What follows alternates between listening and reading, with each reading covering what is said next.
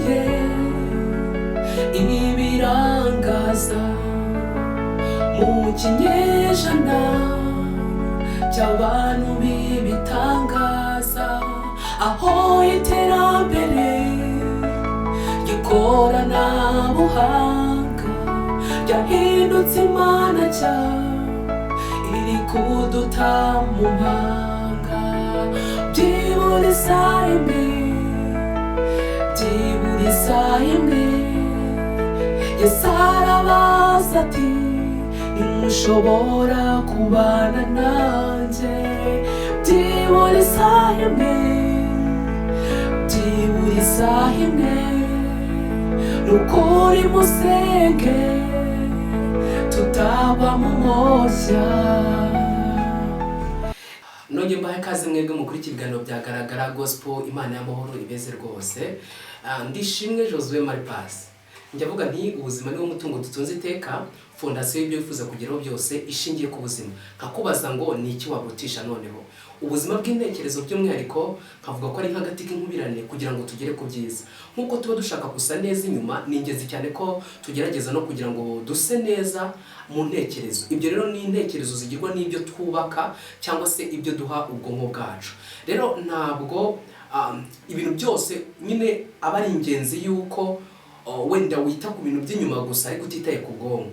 Byagaragaye ko ubuzima bw'intekerezo ari ikibazo gikomeye cyane, ku buryo bavuga ko ku isi umuntu umwe mu bantu 5 afite ikibazo cya depression cyangwa agahinda gakabije. Birumvikana rero ko ari ikintu gikomeye cyane. Urumva ko hari abantu benshi babura ubuzima biturutse ku kuba batitaye ku ntekerezo cyane. Turashaka gusa neza inyuma, abantu bashaka kugaragara neza inyuma ariko ntibite ku muntu w'imbere. Buriya rero roho nzima ikorera no mu mubiri muzima, niko abagira iki baba bavuga cyangwa abanyaromaniya ba kera. Ni nabwo busobanuro ariko bwo kuri buriya uramutse utameze neza mu ntekerezo birashoboka ko n'ibindi bintu byose utabasha kuba wamera neza.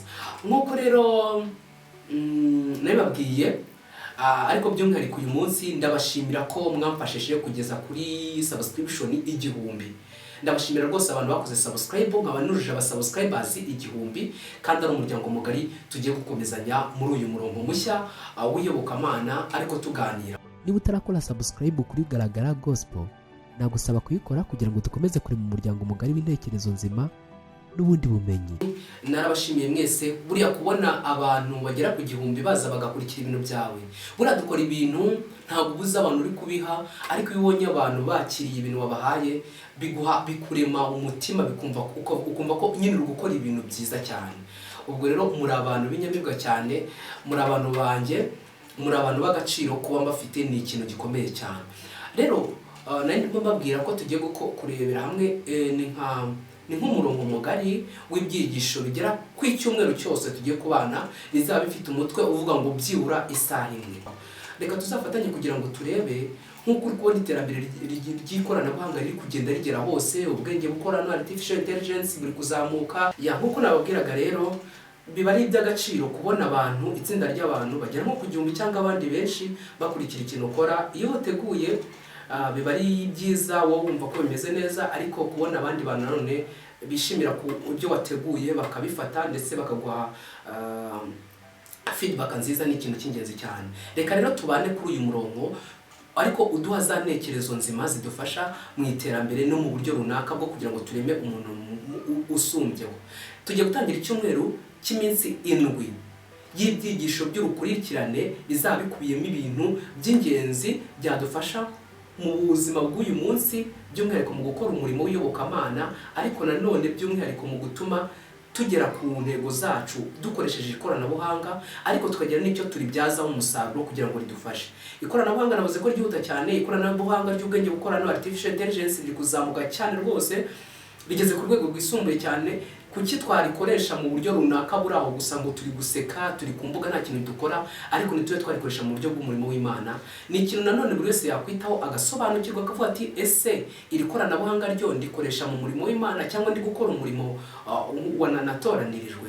Reka rero Imana idufashe kugira ngo twumve ko impagarike zacu n'ubushobozi bwose dufite dushobora kubukoresha kugira ngo tugire icyo dukora kandi tugarurire Imana igihe cyacu n'ibyo dushoboye byose, kuko n'umucunguzi ni yadukoreye byose kugira ngo tube turi abana bayo. Yohana 3:16 turavuga ngo kuko Imana yakunze abari mu isi cyane byatumye itanga umwana wawe w'ikinege kugira ngo umwizera wese atarimbuka ahubwo ahabwe ubugingo buhoraho. Ahabwe ubugingo buhoraho. Ni isomo rizwi cyane ariko rifite ubusobanuro bwimbitse. Nanone muri Yohana nanone niho bavuga ko yari mu isi akaba ari we wayiremye, nyamara ngo ab'isi ntibamwemeye, ngo icyakora abamwemeye bakizera izina rye yabahaye ubushobozi bwo kwitwa abana b'Imana. Rero kwitwa umwana w'Imana ni kimwe nk'uko wakwita umwana wande, ariko bifite ubusobanuro bw'uko ugomba gukora n'umurimo w'uwagutumye. Imana Yehova Uwiteka Uhoraho Nyagasani usumba byose abafashe mu ntambuko zanyu zose, tubikore kugira ngo tubyaze umusaruro amahirwe yose duhabwa kugira ngo dukore uyu murimo, kugira ngo n'umurimo urangire dutahe. Muri Matayo 24:14 ravuga ngo ubutumwa bwiza bw'ubwami buzigishwa mu isi yose, ngo bube ubuhamya bwo guhamiriza amahanga yose, nibwo imperuka izahera kwiza. Igihe dutegutse kuza kwa Yesu ndetse dukora ibyiza kugira ngo tuzaragwe bwa bwami butarondoreka, ari umurimo dusabwa ni uwo ngo rero wo gukora umurimo w'iyobokamana, tugakoresha amahirwe yose dufite kugira ngo tubashe kugera kuri byose. Ikoranabuhanga rero uyu noneho ni wo mwambi nk'uko rikoreshwa turikoreshe no mu iyobokamana. Njya mbabwira ni ikoranabuhanga rimeze nk'inkota y'umuyakuza, indwanyi nziza y'umuyapani. Iyo ayifite biragoye cyane kwa umuntu wamutsinda, gusa none iyo uri umuswa uyifite ishobora kugukata. Rimeze nk'icyuma gityaye ku mutetsi w'umuhanga, kimufasha gukora akazi neza akihuta, gusa kumuswa kiramukata. Ntabwo ari wowe ukatwa, ntabwo ari wowe ufata amasaha menshi uri kuri murandasi ukora ibintu bidakwiye, ntabwo ari wowe nyine usa nkaho umara amasaha yose uyamarira mu bintu bidafite umumaro. Niba uri umwana w'Imana nk'uko twatoranijwe, tugomba kumera nk'abatoranijwe koko kandi dukora umurimo mu buryo buziguye. Ndabashimiye rero abantu bakoze subscribe, kandi mbashimiye ko tuzakomeza kubana muri challenge yindi zaza, aho tugiye kureba hamwe uburyo twakoresha ikoranabuhanga mu ibwirizabutumwa n'uburyo twarikoresha kugira ngo ritubyarire inyungu. Keep in touch. Ubuzima niwo mutungo dutunze iteka. Fondasiyo y'ibyo wifuza kugeraho byose ishingiye ku buzima. Nkakubaza nti none nicyo waburutisha ubuzima? Rero nkavuga ngo ni nk'agati k'inkuberane mu kugera ku byiza. Niba tuba twifuza kugera ku bintu byiza ngo tugaragare neza, ni ingenzi ko n'umuntu w'imbere tumugaburira. Ntabwo umuntu w'imbere ari umuntu nawe w'igikamuke w'igikayuke udafite ikintu arya. Buryo utariye iminsi runaka utangira kugira ibibazo by'imirire, utangira kugira intege nke, utangira kugira ibindi bibazo byose. Rero gerageza n'intekerezo zawe uzigaburira ibyiza. Imana y'amahoro ibeze rwose kandi bishimiye. Simvuga byinshi. Iminsi 7 mu nsanganyamatsiko izavuga ngo byibura isaha imwe. Byibura isaha imwe wayigenereye Imana, byibura isaha imwe wakora umurimo w'Imana, byibura isaha imwe wayifata ku munsi. Tuba dufite amasaha agera kuri 24 ku munsi, ariko abantu benshi ntabwo bafata amasaha, ntabwo bafata n'iminota 5 ku Mana iba yakurinze uwo munsi wose, mu gihe ugiye kuryama, ukibyuka, mu kazi ukora ndetse n'ibindi byose. Icyo kintu rero ubusa nkaho wahushije intego, ntabwo twibeshejeho. Ni ingenzi cyane ko rero ujye ufata akanya byibura isaha imwe twabana. Reka nze nyuma y'aka kantu gatoya mbageze akaririmbo gato kajyanye nabyo, ariko kose gakubiyemo kugira ngo dukore uyu murimo kugira ngo tuzagere ko byiza. Reka tugende tureba ku karirimbo karavamo mpita mbasezera. Ciao ciao.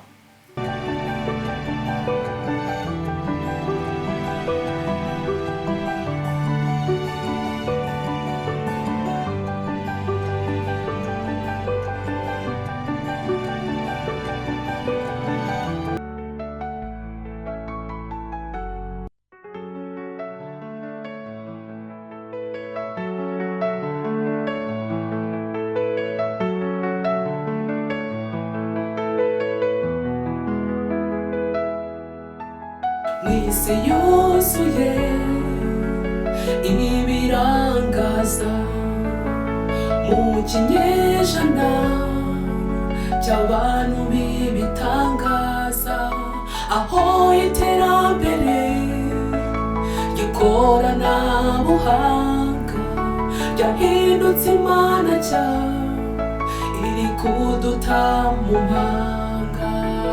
Byibura isaha imwe, byibura isaha imwe, Yesu arabaza ati ntimushobora kubana nanjye.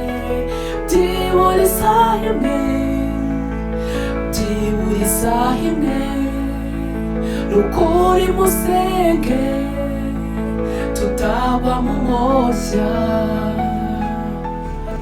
ubwo rero niyo ndirimbo nababwiraga ndi gusoza, ariko uko biri kose ubwo rero tuzaba ari muri challenge cyangwa se muri iki cyumweru cy'iminsi 7 turi kureba hamwe ikoranabuhanga uburyo dushobora kwibyaza umusaruro mu buryo bw'iterambere ryacu, ariko no mu buryo bwo gukora umurimo, byose bizabe nk'agati k'inkubirane cyangwa se umugozi w'inyabubiru cyangwa inyabutatu kugira ngo tugere kuri byose.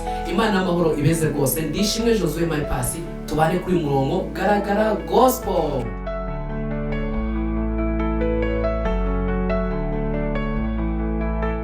Niba utarakora subscribe kuri Garagara Gospel, nagusaba kuyikora kugira ngo dukomeze kuri mu muryango mugari w'intekerezo nzima n'ubundi bumenyi.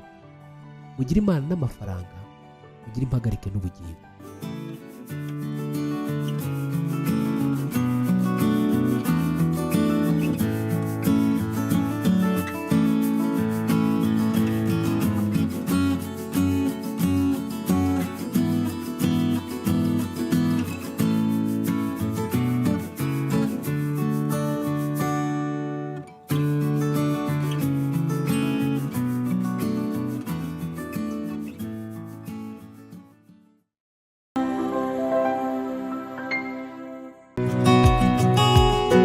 Ufite ubushobozi, urifuza kuba umusirimu usobanutse kandi usa neza?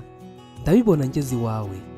Tunga ibikoresho byiza birimbisha iwawe, nk'intebe zo kwicaraho nziza kandi zitandukanye, tapi nziza, imisego myiza ikomeye kandi ya originale. Right, uri umusirimu. Boneza iwawe none, utunga ibi bikoresho byiza iwawe. None se ntubikeneye? Hamagara 078 167 167 2 cyangwa 079 45 11 66 0. Niba utuye heza, reka hase neza.